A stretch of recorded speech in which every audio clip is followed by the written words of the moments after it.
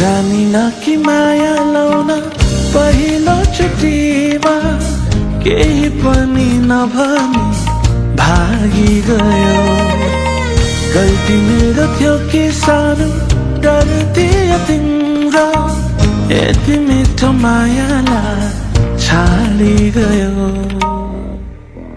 फेरि आयो त्यो मौसम जहाँ माया फल्नेछ, फेरि आयो त्यो मौसम बङ्गो थोका खुल्नेछ, फेरि आयो त्यो मौसम जहाँ माया